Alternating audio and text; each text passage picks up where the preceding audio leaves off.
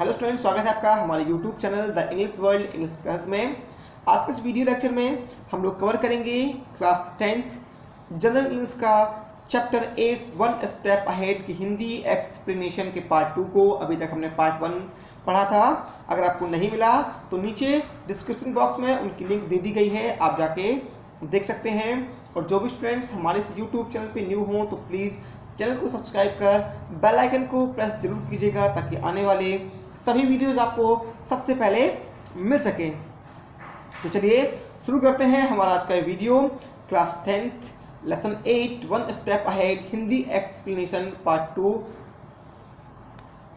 अभी तक हमने पढ़ा था कि जो कलाम है वो दिल्ली जाके इंटरव्यू देते हैं, देहरादून में भी इंटरव्यू देते हैं। एयरफोर्स सिलेक्शन बोर्ड में 25 में से उनका 9वां स्थान होता है और 8 ऑफिसर सेलेक्ट होते हैं। और वो क्या होते हैं, बहुत ज़्यादा डिसअपॉइंटेड हो जाते हैं, निराश हो जाते हैं और ऋषिकेश के लिए रवाना होते हैं। अब ऋषिकेश में क्या होता है, यहाँ से हम शुरू करेंगे। तो चलिए शुरू करते हैं हमारा video. I bathed in the Ganga and reveled in the purity of its water।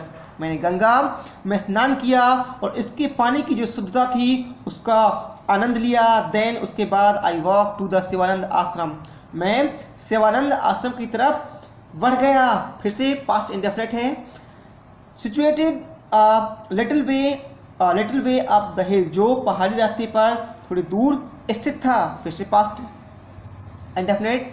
I could feel intense vibration when I entered. जैसे ही मैंने प्रवेश किया तो मैंने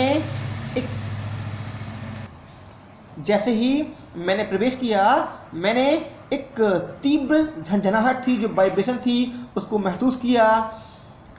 ऐसा मैंने देखा a large number of sadhu seated all around in the state of trance. जो बहुत सारे साधु थे वो ध्यान की अवस्था में बैठे हुए थे। आई हैव रीड, मैंने पढ़ा था कि साधुस वर साइकिक पीपल। जो साधु होते हैं वो साइकिक पीपल होते हैं। People who know things intuitively, जो सहजता से वो सारी चीज़ें जान लेते हैं। And in my dejected mood, ठीक है ना, और मेरे इस खिन्न मन से I sought answer to the doubts that troubled me. मैं उन प्रश्नों को खोजता था या मैंने खोजा जो मुझे, या उन संदेहों के आंसर को खोजना चाहा जो मुझे परेशान कर रहे थे। आई मेट स्वामी शिवानंद, मैं स्वामी शिवानंद से मिला। A man who look like अ बुद्ध, जो बुद्ध के समान दिखाई देते थे।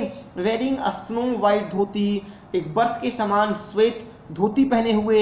एंड वुडन स्लीपर, और लकड़ी की स्लीपर पहने हुए थे। He had an olive complexion and a black piercing eye. उनकी जो छवि थी वो ऑलिव कॉम्प्लेक्शन के समान थी और उनकी जो काली तीक्ष्ण आंखें थीं। I was stuck by his irresistible, almost childlike smile and gracious manner।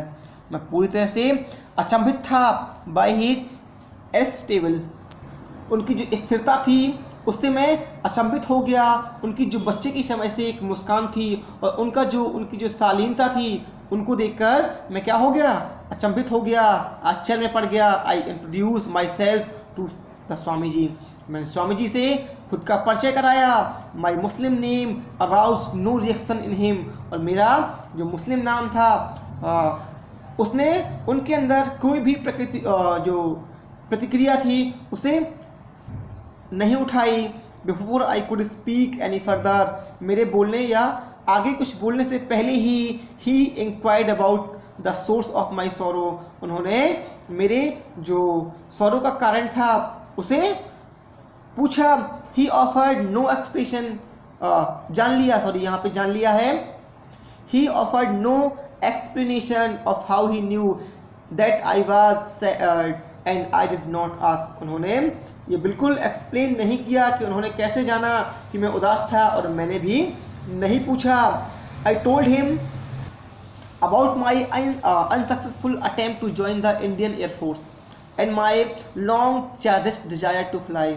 मैंने उनको अपने जो इंडियन एयरफोर्स में ज्वाइन करने के जो असल प्रयास थे और जो मेरे उड़ने की लॉन्ग चेरिश्ड दिली इच्छा थी उनको बताई। ही स्माइल्ड, वह मुस्कुराए। Washing away my anxiety almost instantly, और तत्काल ही मेरी जो सारी चिंताएं थी वो धुल गई। Then he said in a feeble but very deep voice, उसके बाद उन्होंने एक मंद लेकिन गहरी आवाज में कहा, desire when its stems from the heart and spirit, इच्छाएं जब ये दिल और आत्मा से निकलती हैं, when it is pure and intense, जब ये शुद्ध और तीव्र हों, पोसेसेस ऑसम इलेक्ट्रोमैग्नेटिक एनर्जी, तो इनमें एक कैसी एक ऑसम इलेक्ट्रोमैग्नेटिक एनर्जी होती है। This energy is release into the either each night, जो एनर्जी है, ऊर्जा है, वो प्रत्येक रात जो है वातावरण में मुक्त हो जाती है। At the mind falls into the sleep state, जब हमारा जो मस्तिष्क है निद्रावस्था में जाता है तो ये एनर्जी वातावरण में मुक्त हो जाती है। और each morning it return to the conscious state reinforced with the cosmic current, और प्रत्येक सुबह एक कॉस्मिक करेंट के साथ बड़ी तीव्रता से ये सचेत अवस्था में वापस लौट आती है। That which has been image will surely and certainly be manifest, जिस चीज की कल्पना की जा सकती है उसे प्रकट भी या निश्चित रूप से व्यक्त भी किया जा सकता है। यू कैन रियली, आप विश्वास कर सकते हो यंग मैन, युवा आदमी, उसने कहा युवक तुम ये भरोसा कर सकते हो। रियली मीन्स भरोसा होता है कि दिस एजलेस प्रॉमिस, ये जो कभी एजलेस प्रॉमिस है, कभी खत्म ना होने वाला जो एक दृढ़ स्थिर वादा है, उस पर तुम ये भरोसा कर सकते हो। As surely as you can rely upon the eternally unbroken promise of sunrise, जैसे सूर्योदय या प्रतिदिन जो सूर्योदय होता है वो कभी ना टूटने वाला जो विश्वास है, जैसे तुम उस पर भरोसा करते हो, तुम इस बात पे भी भरोसा कर सकते हो। एंड ऑफ स्प्रिंग, जैसे आप बसंत के आने का भरोसा करते हो, वैसे ही आप इस बात पे भी भरोसा कर सकते हो कि जो इच्छाएं कल्पना, जिन इच्छाओं को कल्पना, जिन इच्छाओं की कल्पना की जा सकती है उन्हें व्यक्त भी किया जा सकता है। When the student is ready, the teacher will appear, जब एक छात्र तैयार होता है तभी एक शिक्षक प्रकट होता है।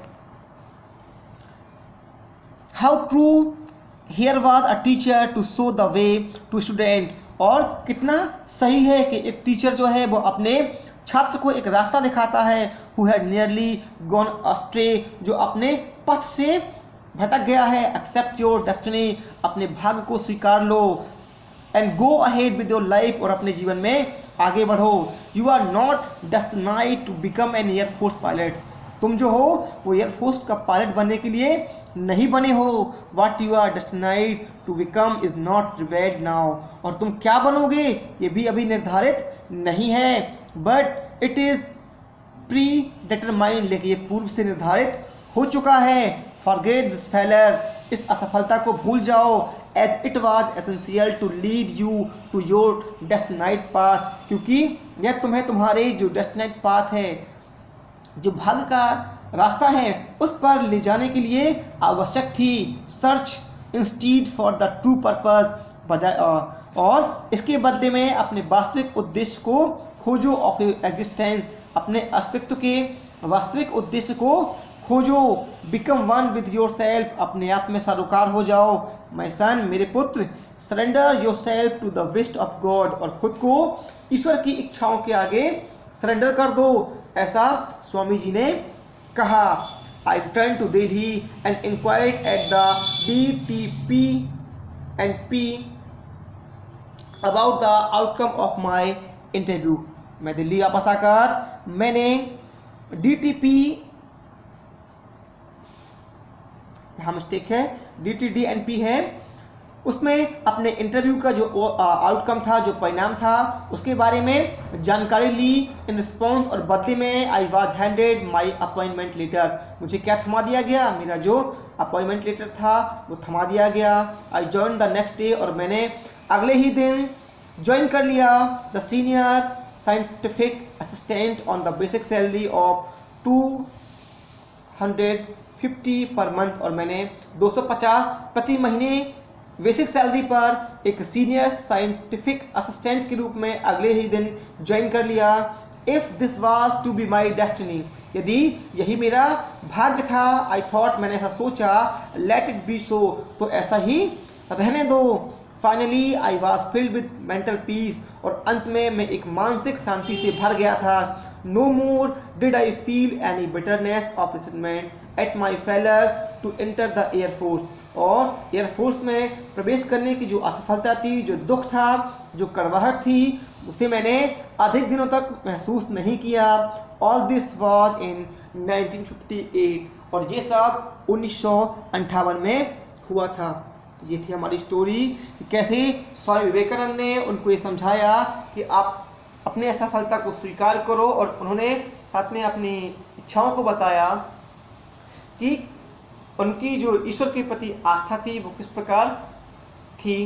उन्होंने माना कि अगर यही उनका भाग्य था, एयरफोर्स में सिलेक्शन नहीं हुआ, तो यही चलने दो, ठीक है ना, क्योंकि स्वामी शिवानंद ने उन्हें समझाया था कि आपको क्या बनना है वो अभी नहीं तय हुआ, लेकिन ये पहले से तय है कि आपको बनना क्या है।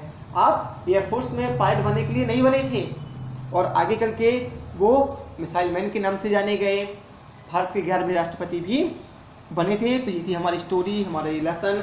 आपको कैसा लगा? अगर अच्छा लगा हो तो प्लीज़ लाइक और शेयर ज़रूर करें।